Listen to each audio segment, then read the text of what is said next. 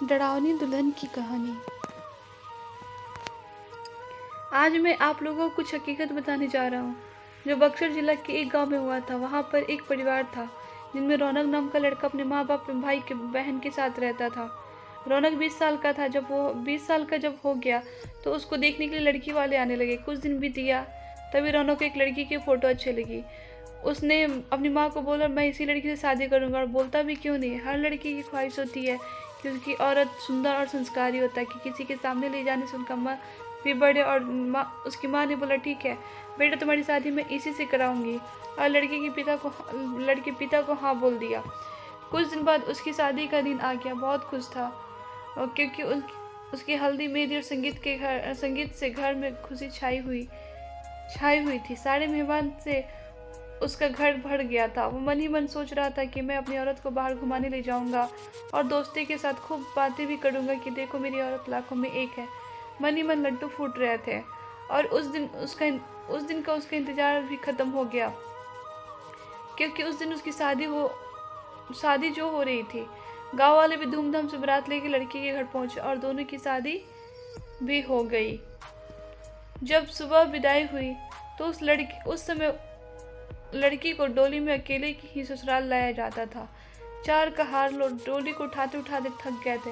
वह बेचारे सोचे कि कहीं पेड़ दिखा तो डोली उसके नीचे रख देंगे, तो थोड़ी देर आराम करके फिर आगे बढ़ेंगे। और आम का पेड़ तभी दिख गया। वो लोग डोली को रखकर पानी पीने लगे और बोले कि बहू, अगर आपको भी प्यास लगी हो तो पानी पी लो।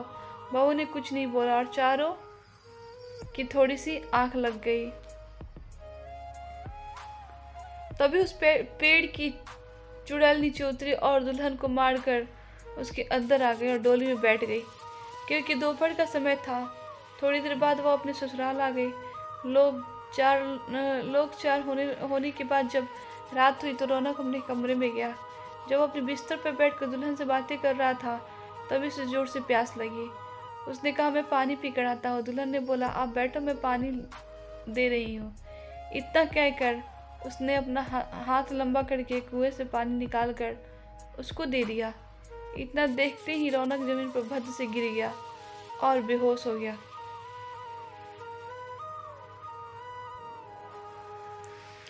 थोड़ी देर बाद जब उसे होश आया, उसने सामने घूंघट में छुपी चुड़ैल को देख लिया और भागने की कोशिश करने लगा। तभी उस चुड़ैल ने बोला, आप भागो मत, मैं आपको मारूंगी नहीं, और अब मैं आपके साथ रहूंगी भी नहीं तो आप जीवित नहीं रहोगे, क्योंकि आपने हमारा चेहरा देख लिया है।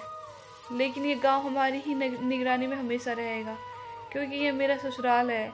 और मैं आपको एक बात बताती हूँ जो आप अपने गांव वाले को बता देना, कि जिस घर का चूल्हा उत्तर दिशा में होगा, वह सब अपने घर का चूल्हा दक्षिण दिशा में कर लो, तो उसके घर में हमेशा बरकत बनी रहेगी। इतना कहकर वो गायब हो गई। शास्त्रों के हिसाब से माना जाता है कि दक्षिण में अक्सर भूत प्रेत निवास करते हैं, लेकिन ऐसा करने से आज भी उस गांव में कभी भूखमरी या फिर कोई बीमारी जल्दी नहीं आती। वहां पर सब हंसी खुशी रहते हैं। अगर ये स्टोरी अच्छी लगी है तो प्लीज़ लाइक सब्सक्राइब करना ना भूलें।